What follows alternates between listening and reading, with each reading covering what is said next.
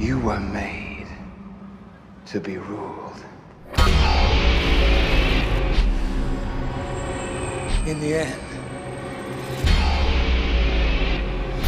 it'll be every man for himself.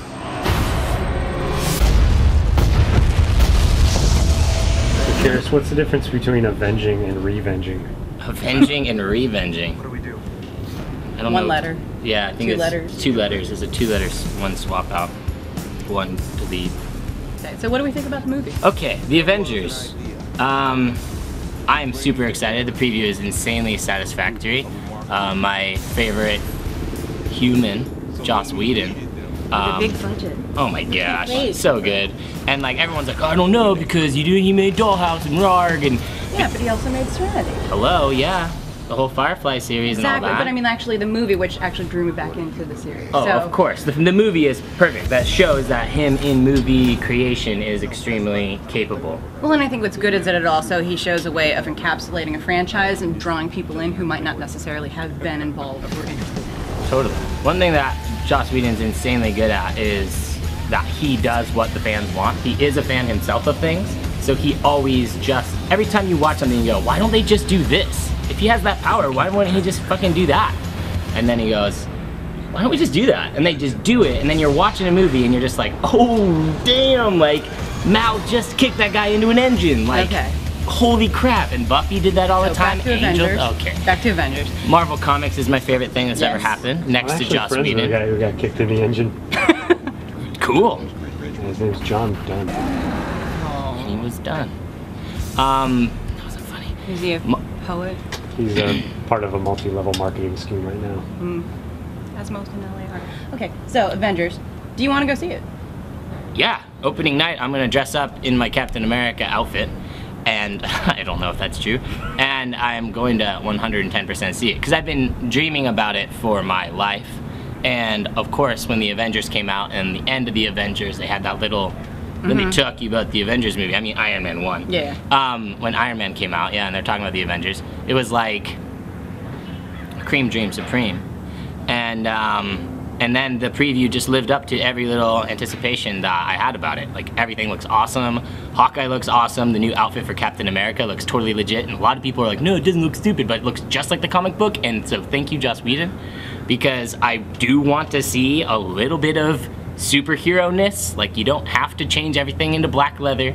You know, Watchmen did a great job of modernizing their old school outfits, and I thought the Avengers is doing a very similar job of taking a cool, hokey outfit and making it fucking awesome. And Thor with his sleevelessness looks way cooler, and longer blonde hair. Well, I'm so glad that you're if you're really so enthusiastic about the costumes. I don't have a really big idea about what the plot is. I mean, like, I know because I'm a Marvel nerd, I have a sense of what's going to be going on. Because there's a shorthand, I think, to those of us who've read the comic books.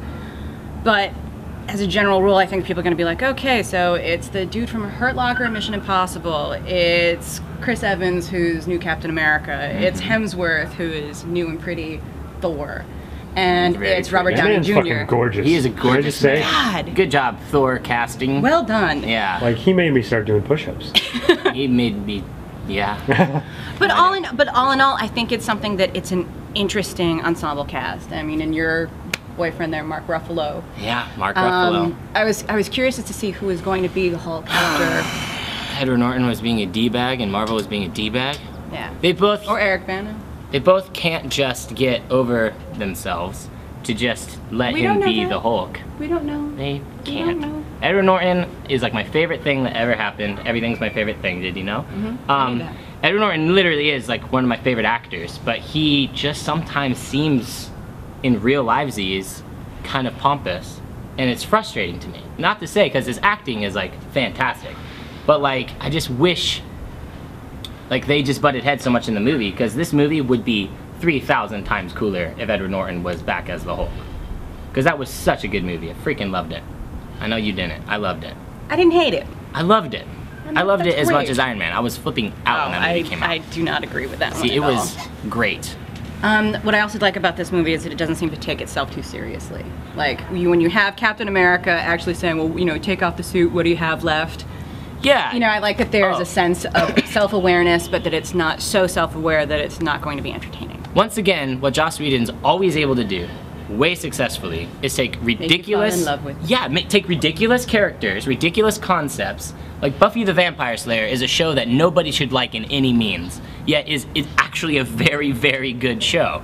Like, having to hold down a crappy part-time job while you're going to school and stupid jokes and corny here, you know, like a comedy horror TV show, and yet it has such tact, and it also stays so true to itself that kind of commitment to any story, regardless of the story, that kind of commitment to follow through is gonna make the Avengers so freaking good.